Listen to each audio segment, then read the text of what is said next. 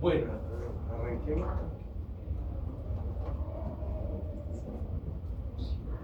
¿Por qué ya no llegó nadie? Sí, ¿qué pasó con el público? ¿Dónde está el proyecto? Tienen esta semana parciales también. No, pero igual el proyecto de la semana pasada, pues. Uy, sí, casi no. Ah, chicos, ¿cargaron el informe?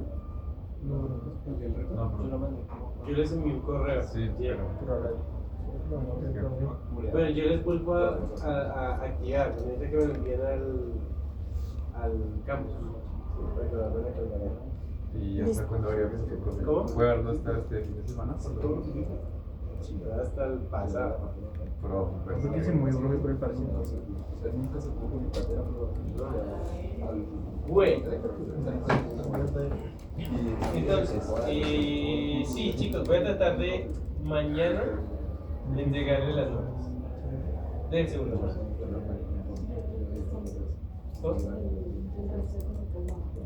Todo, es así, creo que hasta el fin de semana, porque necesito es evaluar los informes y los laboratorios. Todavía me queda. Yo creo que el fin de semana ya voy a avanzar en eso. Pero sí, yo voy a tratar hasta mañana y los parciales. Bueno, entonces, en ese orden de ideas vamos a iniciar esta parte de modelamiento de sistemas térmicos. Nosotros ya vimos anteriormente que el modelamiento esencialmente hace uso de un principio físico. En el caso de los sistemas eléctricos hablamos de las leyes de Kirchhoff, y a partir de ese principio físico llegamos a las ecuaciones dinámicas. En el caso de los sistemas mecánicos hablamos de la segunda ley de Newton, tanto para sistemas traslacionales como rotacionales, y llegamos de nuevo a esas ecuaciones mecánicas, sistemas electromecánicos. Hoy vamos a mirar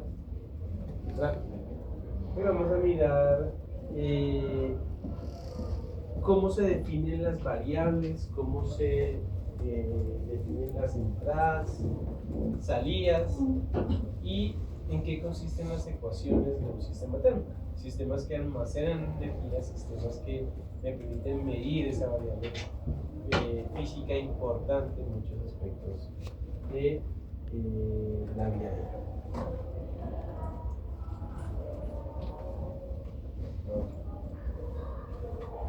Bien, entonces, aparte de saber cuáles son esas variables que vamos a considerar en este nuevo capítulo, pues también vamos a definir en qué consiste una resistencia térmica. ¿Sí? Vamos a ver que a medida que un flujo de calor atraviesa una pared, ese flujo de calor va disminuyendo conforme la resistencia térmica del material que está atravesando. Entonces vamos a definir cómo se calcula esa resistencia térmica para diferentes tipos de superficie, superficies rectangulares, por decirlo de alguna forma, o bloques de paredes, ¿sí? que están encerrando un sistema térmico, o también flujos de calor a nivel radial, que puede ser el que atraviesa un cable conductor de la energía eléctrica.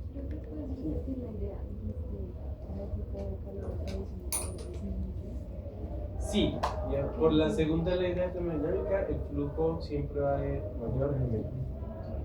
Entonces, a medida que atraviesa una pared, el flujo de calor va disminuyendo. Y eso va a depender de la resistencia térmica del material en que esté hecho la pared. Bueno, también vamos a ver esos mecanismos de transferencia de calor. Hay tres mecanismos de transferencia de calor que se estudian generalmente en estos sistemas térmicos: conducción, convección y también radiación. ¿Sí? Transferencia de calor por esos tres mecanismos. Nosotros nos vamos a enfocar en convección y conducción, y vamos a mirar cómo definir esos flujos de calor y flujos de calor con unidad real.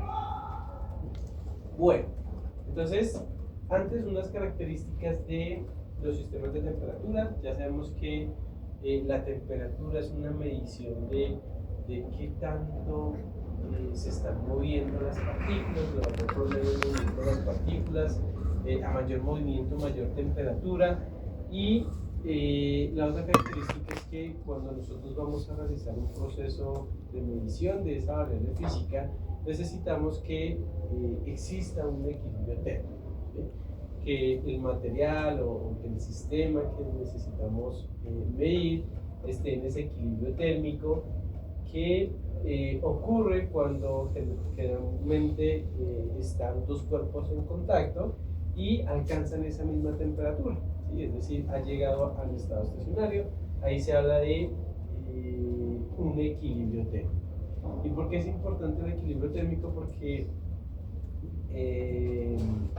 sobre todo para la parte de medición, cuando nosotros vamos a medir temperatura con termopares, generalmente con termopares, uno necesita calibrarlos con respecto a la temperatura, una temperatura de referencia. Y esa temperatura de referencia necesita ser una temperatura estable, es decir, un sistema que haya alcanzado el equilibrio térmico me va a servir para calibrar esos sensores de temperatura. ¿Listo? Bien. ¿Qué variables vamos a manejar en este tipo de sistemas? Pues vamos a trabajar con temperaturas. Entonces, algo importante a tener en cuenta, nosotros mencionamos que en los sistemas eléctricos, por cada dispositivo almacenador de energía, yo tengo una variable de estado. En los sistemas mecánicos, por cada bloque, yo tengo dos variables de estado y superposición y velocidad, el sistema de segundo orden. Y en los sistemas térmicos vamos a hablar de sistemas de primer orden. Entonces son sistemas que tienen un comportamiento exponencial. Recuerden el comportamiento de los sistemas de primer orden, que siempre va a ser exponencial a medida que yo tenga diferentes sistemas de almacenamiento de energía, pues va a aumentar el orden, pero generalmente esos sistemas son de primer orden. ¿Listo? Y las entradas van a ser los flujos de calor. Entonces, como entrada vamos a tener flujo de calor que viene de una fuente calorífica, que puede ser un candelabro, que puede ser alguna resistencia térmica, dependiendo del problema. Entonces vamos a tener esa definición del flujo de calor, que aquí tenemos que está definida como Q punto. Q punto es el flujo de calor. Y Q punto minúscula se conoce como el flujo de calor por unidad de área. Si ustedes se dan cuenta, pues es este punto sobre la unidad de área. ¿Qué unidades vamos a trabajar? Las temperaturas, seguramente en grados Celsius o Kelvin, dependiendo del problema. Esa tasa de transferencia de calor va a estar en joules por segundo. Y el flujo de calor pues lo vamos a definir en vatios sobre metro cuadrado. ¿Listo? ¿Ambas son entradas? ¿Cómo? ¿Ambas son entradas? ¿Cuáles ambas? Q punto mayúscula y Q punto minúscula. Sí, son entradas. O sea, es la misma, solo que una es por unidad de área. Una hace referencia a la superficie que está atravesando ese flujo de calor, que sería bastante pequeña, mientras que esa Q punto mayúscula hace referencia a un calor general, ¿sí? Que se refiere a cualquier pared o cualquier superficie cilíndrica. Okay. Bien.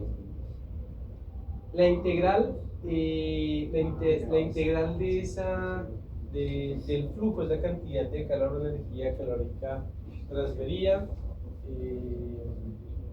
que también se puede calcular a partir de esa función de ese flujo de calor.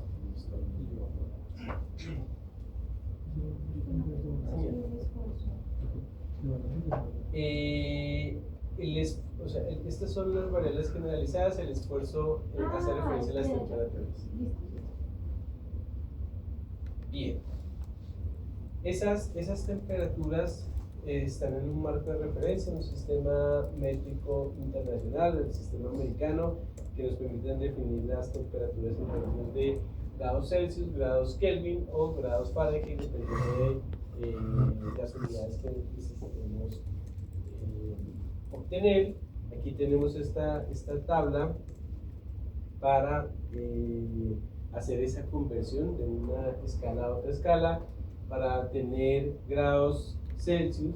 Pues entonces tomamos la temperatura en grados Kelvin y le restamos menos 273 grados Kelvin y pues, lo correspondiente para llegar a grados Fahrenheit o a grados Rankine, ¿sí? Seguramente pues ya han hecho esa conversión en otra asignatura. Esto es para que lo tengamos como marco de referencia. Algo importante les mencionaba hace un momento es el equilibrio térmico. ¿Sí? Aquí tenemos una gráfica, ¿sí? Una gráfica que está en función de la temperatura y la presión. Se conoce como el mapa de Carnot. Y este diagrama me define los puntos críticos de las diferentes sustancias, o por ejemplo el agua, ¿sí? El agua tiene un punto crítico que hace referencia a qué. ¿A qué hace referencia? ¿Cómo? Al cambio de estado. Entonces, si tenemos agua en el estado líquido, podemos pasar al gaseoso. Y ese va a ser el punto crítico. En este caso el agua tiene un punto triple en el cual se encuentra en equilibrio térmico que pasa en estos tres estados, sólido, líquido y gaseoso, y eso ocurre en este punto de acá, a esta temperatura y a esa presión que tenemos allá. ¿Listo? Entonces, estos puntos críticos, ¿para qué me sirven? Me sirven para identificar los elementos que me sirven como parámetro de sintonización de sensores, ¿sí? Entonces, yo voy a poder determinar cuál es ese valor de temperatura constante que me permite calibrar mi sensor. Los mecanismos de transferencia de calor, entonces habíamos hablado de conducción y de convección. En el caso de transferencia de calor por conducción, entonces aquí asumimos que dos cuerpos están en contacto, hay moléculas de estos cuerpos adyacentes, por lo tanto el calor fluye de un punto a otro punto, generalmente de la fuente calorífica hacia el otro cuerpo que está junto a la fuente calorífica. Ejemplo, aquí tenemos un candelabro, aquí tenemos una persona que sostiene una barra y en ese caso el flujo de calor pues va en este sentido que se muestra con la gráfica, ¿sí?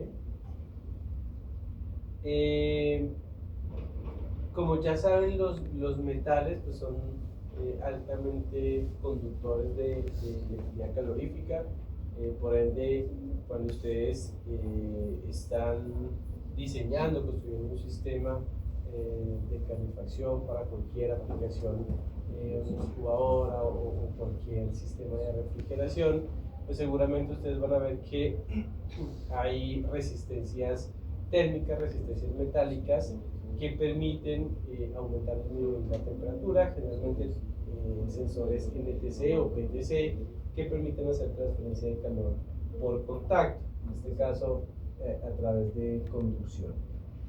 Aquí tenemos esa ley que me permite definir el flujo de calor por conducción, que se conoce como la ley de Fourier, y me define el flujo de calor como una constante de conductividad térmica que multiplica al área de la sección transversal que cruza el flujo de calor multiplicado por el gradiente de temperatura en la dirección en la cual va el flujo, que en este caso es X. ¿Listo? Entonces, dependiendo de la estructura, si es una pared o si es un cuerpo cilíndrico, pensemos en un cable, pues entonces esta área va a cambiar y lo que podemos hallar es ese flujo de calor en función de esa sección que estoy cruzando a partir de esos flujos de calor. La conductividad térmica depende del material, vamos a ver un ejercicio, depende del material y este signo negativo muchas veces lo colocan o no lo colocan, y es porque definen la temperatura, o más bien entra este signo dentro de este diferencial de temperatura. Muchas veces definen T1 menos T2 o T2 menos T1, dependiendo de dónde está este signo que vemos acá. ¿Listo? Y si queremos definir el flujo por unidad de área, pues lo que hacemos es pasar esta área al otro lado y tenemos Q minúscula punto, que sería el flujo de calor, en este caso por unidad de área. Bien, aquí vemos algunas constantes de conductividad térmica para los metales. Aquí vemos que son bastante altas en relación con los gases, y tenemos una conductividad muy bajita para estos gases. El aire de 0.026. Si miramos acá la plata, pues tenemos una constante de conductividad bastante alta. Y algunos otros materiales que tenemos acá, materiales de construcción, materiales como el grafeno, el algodón, pues tienen unas constantes relativamente altas en términos de conductividad térmica. Bien, la resistencia térmica. La resistencia térmica se puede derivar a partir de la superficie que está atravesando ese flujo de calor.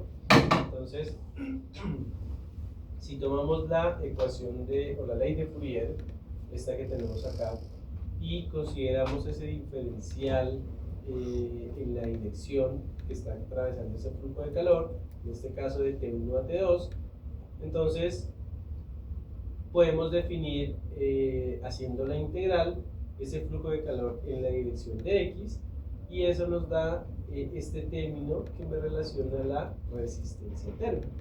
¿Sí? Entonces, lo que se hizo aquí fue integrar de 0 a L, es decir, el espesor de la pared que está atravesando ese flujo de calor, y eso nos da como resultado este flujo que tenemos acá. ¿Listo? Que es el que debemos considerar al momento del modelamiento de los sistemas térmicos. Ya vamos a ver cómo llegar a esa ecuación dinámica. Y si queremos flujo de calor por unidad de área, pues entonces pasamos esto al otro lado y me queda en términos de la constante de conductividad sobre el espesor de la pared. Bien, a esta relación que vemos acá se la conocen como la resistencia térmica. Esa resistencia térmica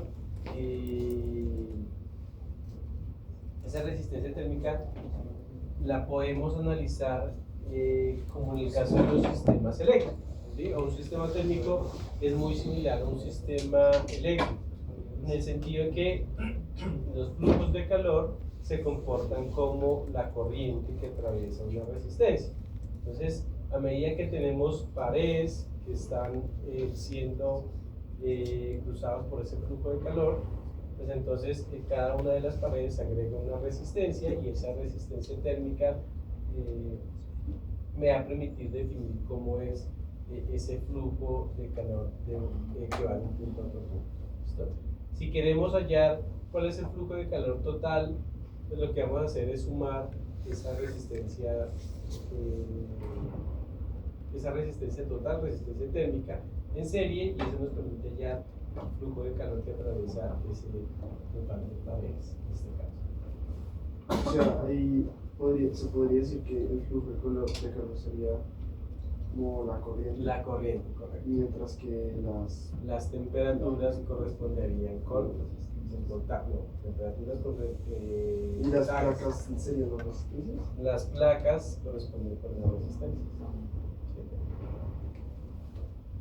Entonces, esa resistencia térmica, recordemos acá, está definida por esta expresión. Específicamente es el inverso de esta relación que tenemos acá. Miren que es 1 sobre la resistencia térmica. Resistencia térmica es la longitud o el espesor sobre la constante de conductividad por el área.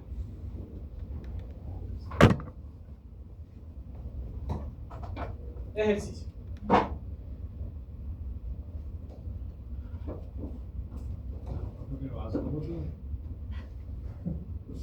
Lo dicen, ya lo miramos. 1, 2, 3, 4, ya.